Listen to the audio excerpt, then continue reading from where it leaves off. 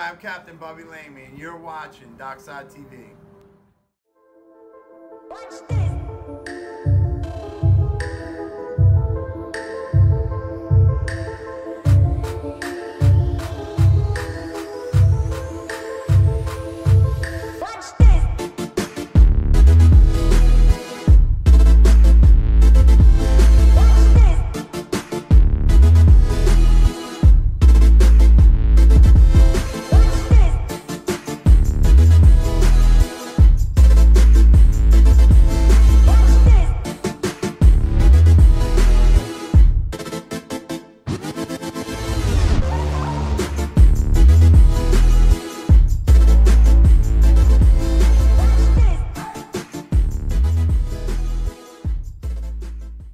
Today on DockSide TV, we headed over to the Biloxi Marsh to go do a little fishing for some trout and for some reds.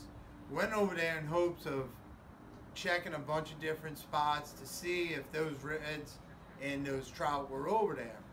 We started out with trout. We hit a few different shorelines. We ended up picking up a few trout.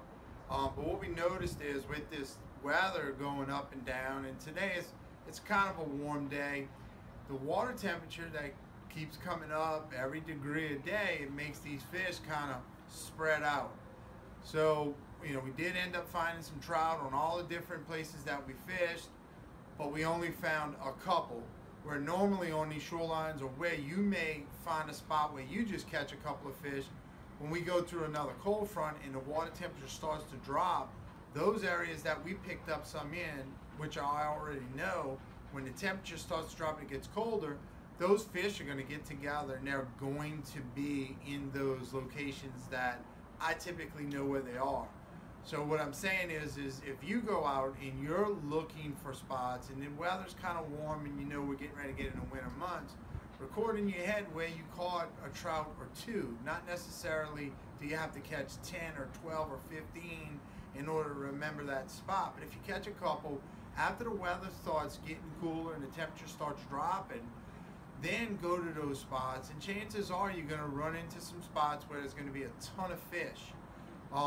One thing also is, you go into the marsh, you find a spot, you catch a few fish, 10 fish or so in it.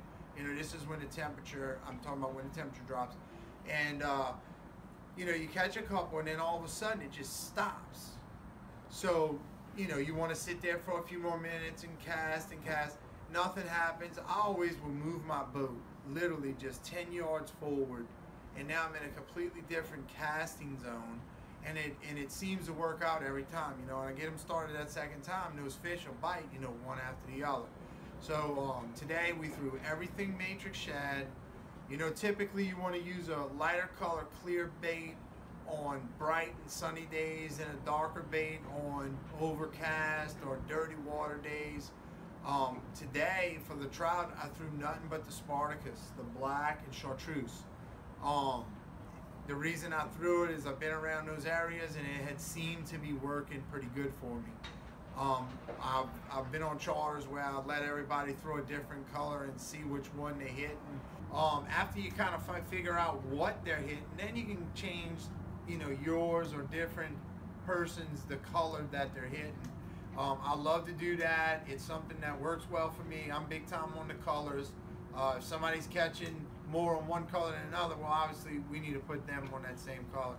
So today we just threw that and we did pretty good. We ended up picking up quite a few trout, some really nice trout, and I look forward to, as the temperature starts dropping some more, the amount of fish that we're going to be able to catch once those fish kind of get together. After that, we went and we started doing a little bit of sight fishing. Once we started sight fishing, it wasn't long before the clouds kind of moved in and dampened our way of being able to do it. So we made a few more casts. We seen some fish. We obviously missed some fish, being able to see them so that we could pitch to them. So we're going to see what kind of footage we have coming off of the drone, and I'm sure you'll see it on this video. And maybe there was a bunch of fish that was right around us that we couldn't see because of the overcast.